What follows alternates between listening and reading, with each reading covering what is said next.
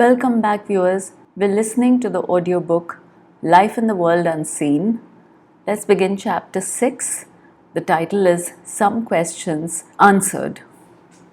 Edwin told us that a very large majority of people are no sooner arrived in spirit than a burning enthusiasm overtakes them as the spirit world reveals itself to them in the new life, and they immediately want to rush back to earth and tell the world all about it.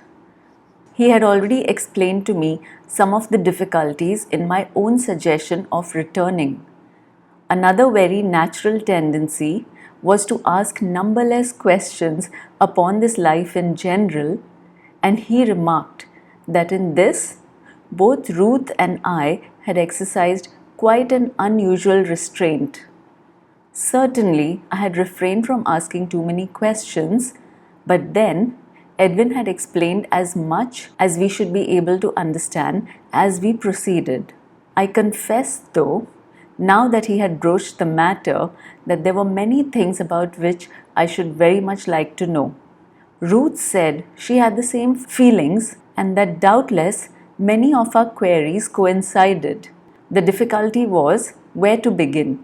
We had allowed our journeying to bring forth their own problems for Edwin's solution, but there were other considerations of a general nature which arose from the contemplation of spirit lands as a whole. One of the first that arose to my mind as we sat on the grass with heavenly flowers around us was the extent of this realm in which we were now living.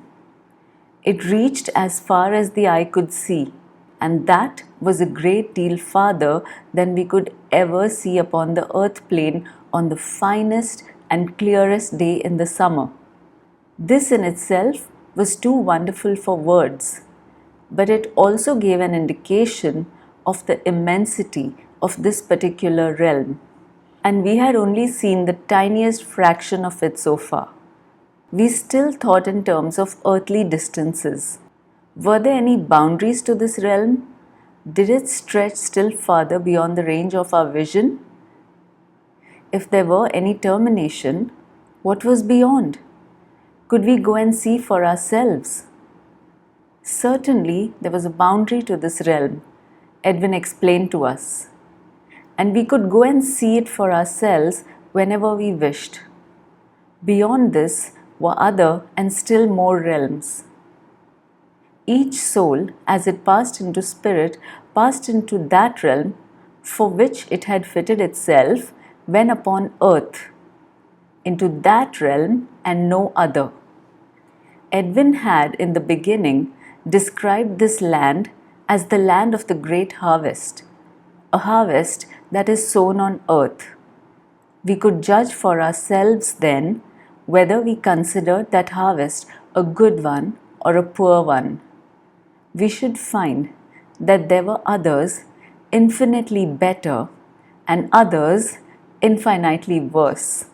In plain words, there are other realms immeasurably more beautiful than that in which we were now happily living, realms of surpassing beauty into which we cannot penetrate until such time as we have earned the right to enter, either as visitors or as inhabitants.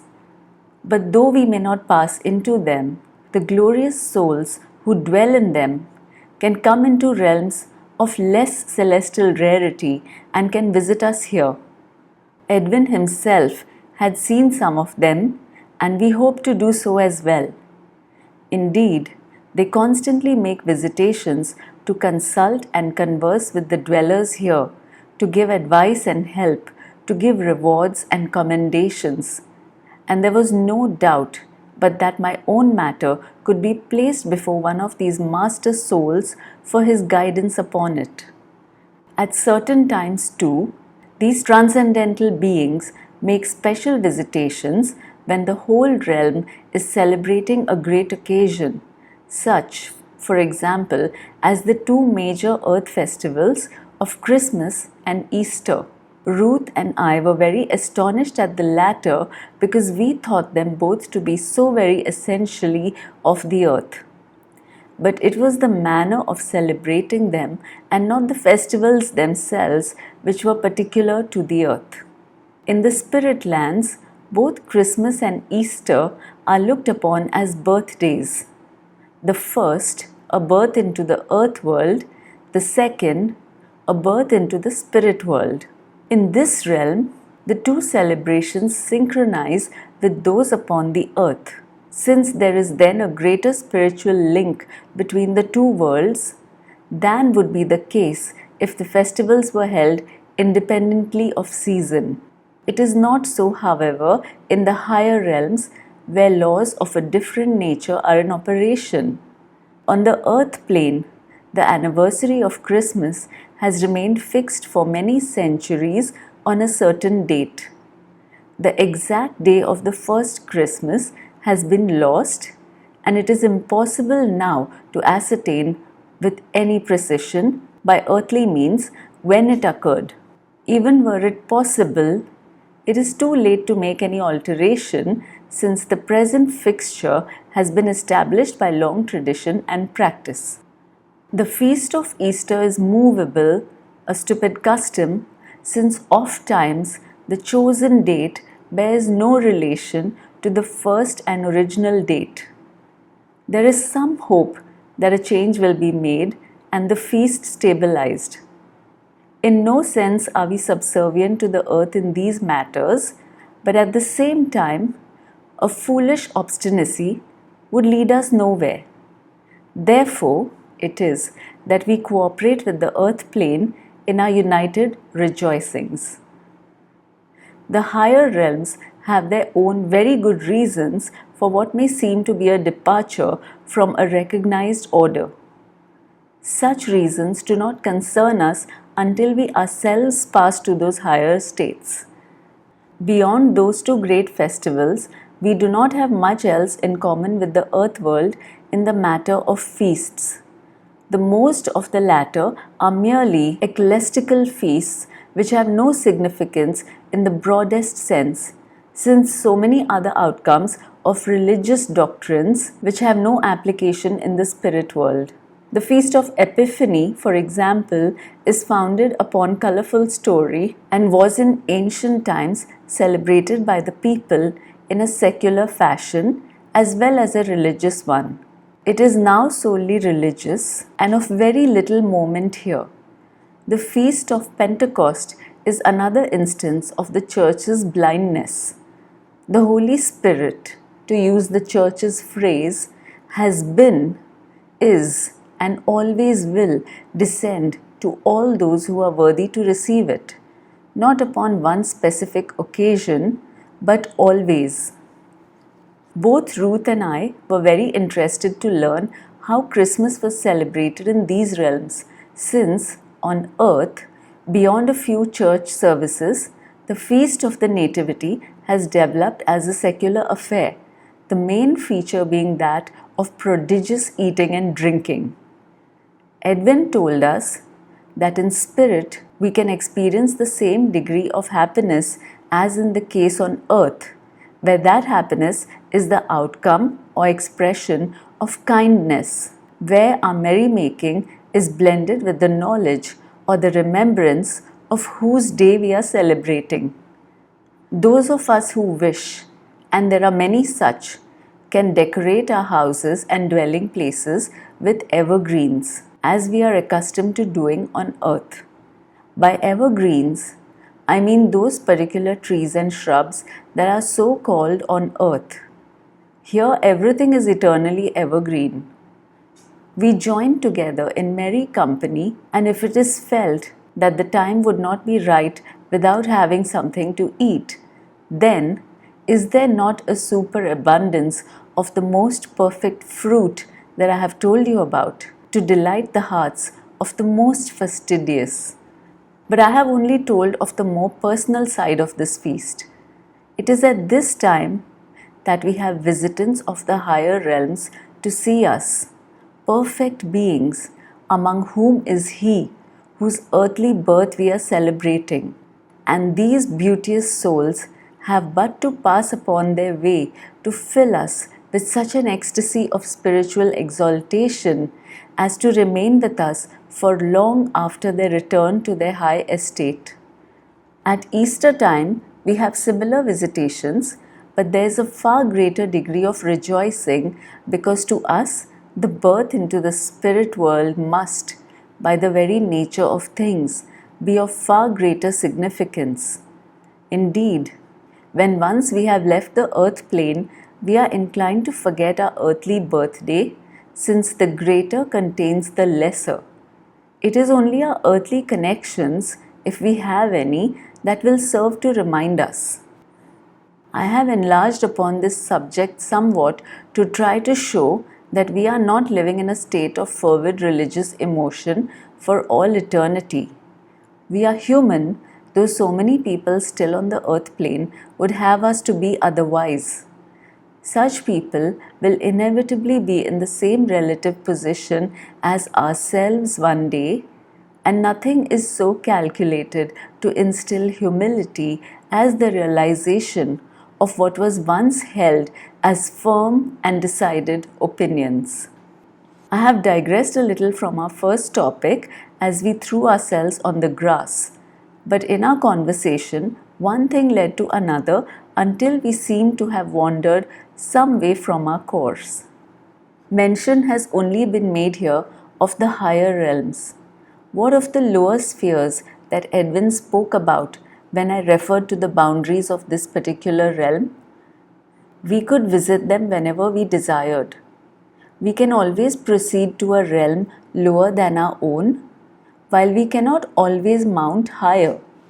But it was by no means advisable to wander into the lower spheres except under guidance or before proper tuition had been given. Before informing us more fully upon the subject, Edwin advised us to see more of our own pleasant land first.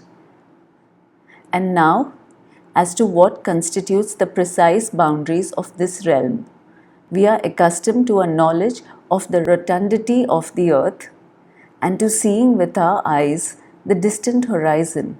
In contemplating this world of the spirit, we must abandon, in many respects, that idea of distance which we measure with the eye, since distance becomes annihilated by our immensely rapid means of transit. Any suggestion of terrestrial flatness is soon dispelled by the view of hills and rolling downs.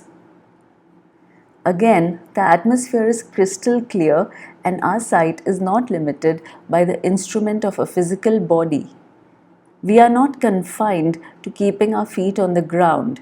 If we can move ourselves laterally over these lands by the power of our thought, we can also move ourselves vertically, Edwin told us. And I must say that this had never occurred to Ruth and me as yet. We were still in some ways limited by our earthly notions and habits of thought.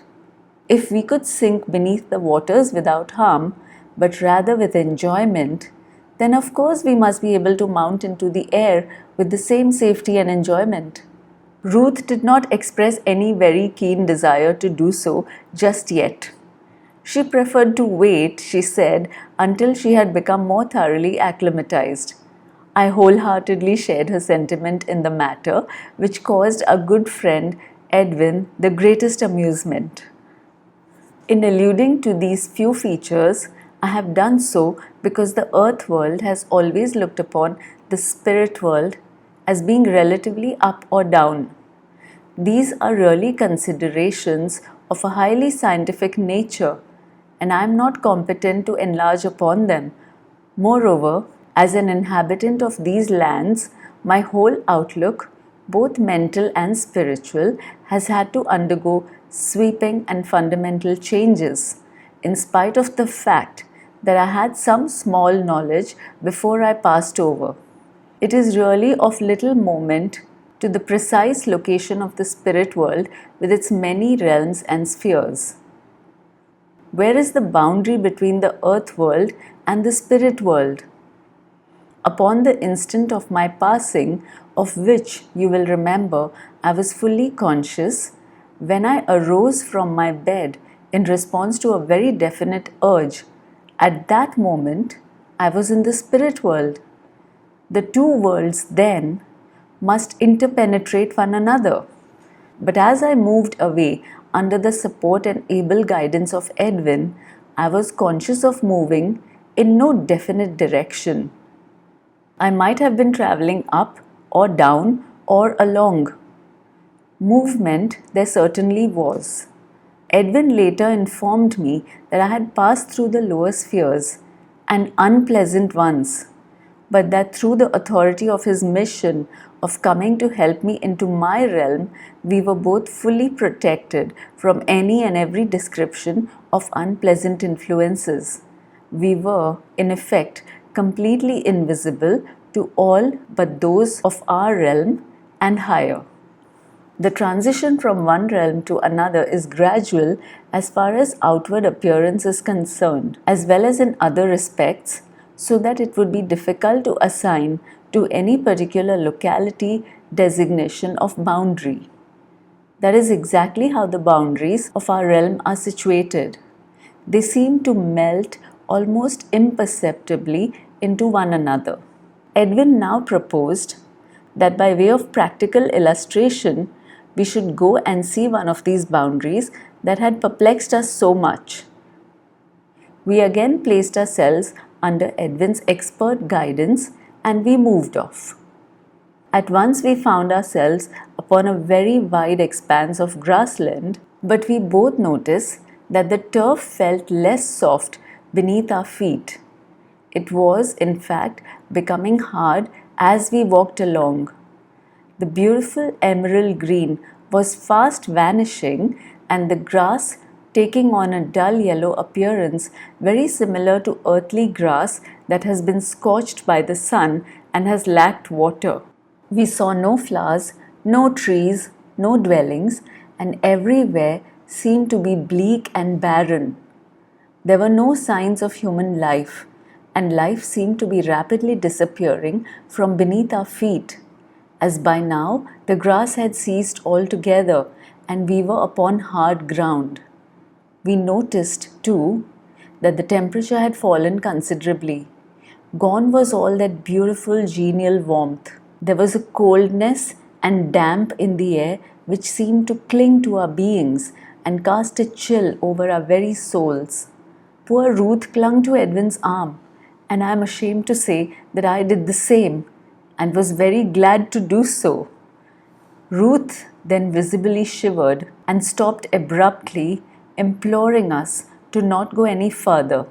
Edwin threw his arms around both our shoulders and told us that we had no need to be the least afraid, as he had the power to protect us fully.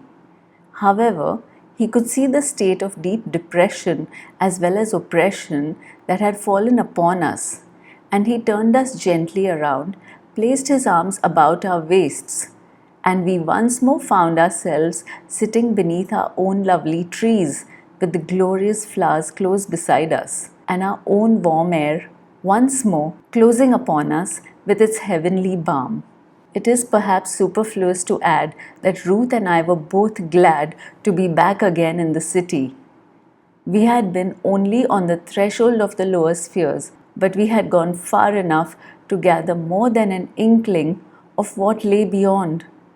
I knew that it would be some time yet before I would penetrate there, and I could now clearly perceive the wisdom of Edwin's admonitions.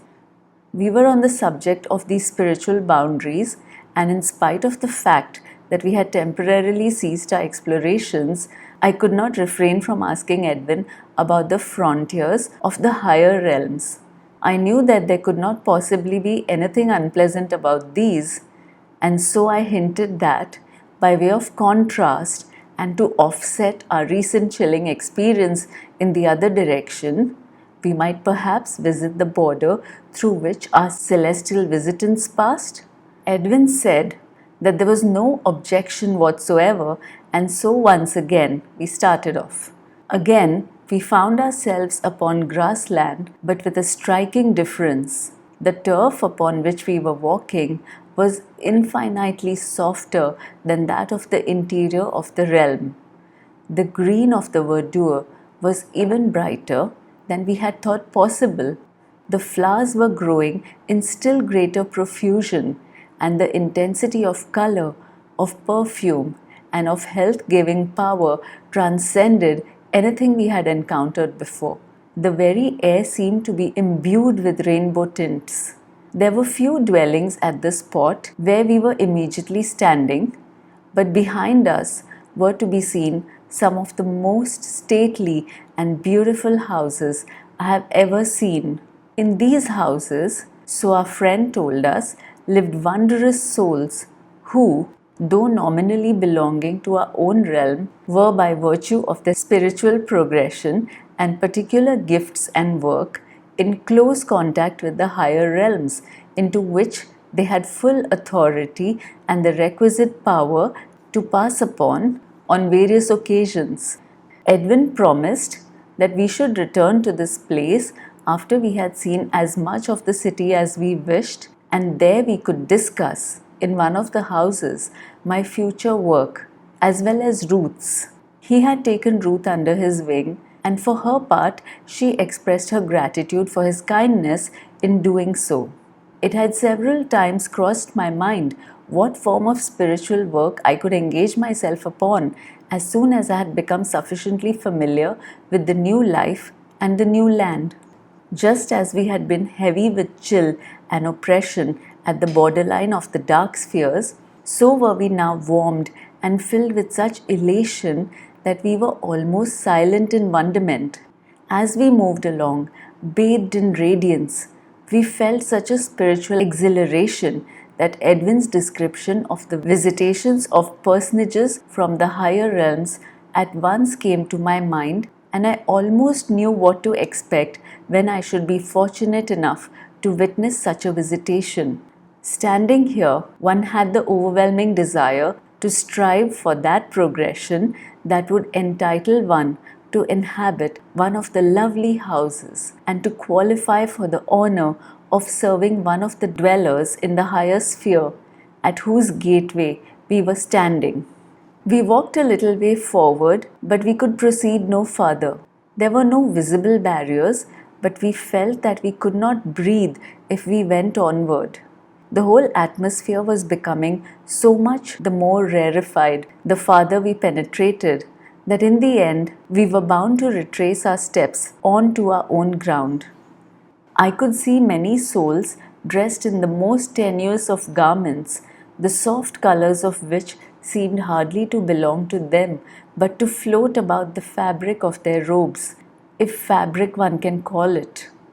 Those of them who came sufficiently near smiled to us with such a friendly greeting that we knew we were not in any way intruding, and some waved their hands to us. My friend told us that they were aware of our purpose there, and for that reason they would not approach us. They would allow us to enjoy our experience by ourselves and quietly to absorb the beauties and splendors of this wonderful borderland. And so, rather reluctantly, we turned, and we quickly found ourselves back in the city in our former spot under the trees. We both felt more buoyant than ever after this brief visit, and I'm sure Edwin did too, notwithstanding his having been in spirit much longer than we had. We did not speak for a little while after our return, each of us engaged upon our own thoughts, and when we finally broke the silence, it was to ply our good friend Edwin with questions. To enumerate all these questions would be tedious, so I will give you, in a consecutive form, Edwin's answers as a whole. First, with regard to the lower spheres, whose threshold had so depressed us. I have since visited them in company with Ruth and Edwin, and I have made expeditions through them, just as we are now making through our own realm. I therefore do not want to anticipate what I wish to say later as to our experiences there. For the present, then, I will only say that when we paid our visit to the boundary, we made our way there directly and rapidly, and we had no consciousness of the intermediate states through which we passed. It was for this reason that our sudden change of environment was so noticeable. Had we made our progress slowly, we should have perceived the gradual decline of all those pleasant and enjoyable features that constitute the heaven of this realm. And those who dwelt within this area of decline are in the same relative position to ourselves in respect of movement. They would be inhibited from passing higher just as we were on the borders of that higher realm. The same conditions obtained in our journey to the borders of the higher realm. We traversed the distance so quickly that we were unable to observe the gradual alteration in our surroundings. Otherwise, we should have seen the country taking on a higher degree of etherealization, a greater intensification of color and brightness, observable not only in the physical features of the realm, but also in the spirit raiment of those whose homes approximated the more closely to the border. To visit the lower realms, it was necessary to have, for one's own protection, certain powers and symbols of which Edwin told us he was in full possession. Such places are not for curiosity seekers, and no one would be foolish enough to go there for any purpose other than a legitimate one. Those who wander in that direction alone, without authority, are soon turned back by kindly souls whose work it is to save others from the perils that lie beyond. Many souls are continuously passing backward and forwards across the sad border in the performance of their work. It is true that we saw no signs of anyone near us when we were there, but like ourselves, when we made our journey there, they moved quickly to their destination. At the border of the higher realms, there is no need for such sentinels to keep others from crossing, because the natural law prevents it. When those of a lower realm travel to a higher, it is always by authority either vested in the traveler or in some other person of a higher sphere who will act as an escort. In the former case, such authority takes the form of symbols or signs that are given to the holder, who will always and upon every occasion receive, even unasked, every assistance he may need. Many of these symbols have the power in themselves of preserving the traveler from the overwhelming effects of the higher spiritual atmosphere. This latter would not damage the soul, of course, but a soul thus unprepared would find itself in much the same situation as upon earth when one emerges into brilliant sunlight after prolonged stay in complete darkness. But as in the case of the earthly sunshine, one can, after a suitable lapse of time, become again perfectly at ease in the normal bright light. It is not so in the case of the higher realms. There is no such adaptability here. The blinding effect will be continuous to one of a lower state, but with a perfect dispensation, means are provided so that the visiting soul shall undergo no spiritual discomfort or unhappiness. And that is just what one would expect, since such visits are made for happy reasons and not as tests of spiritual stamina and endurance.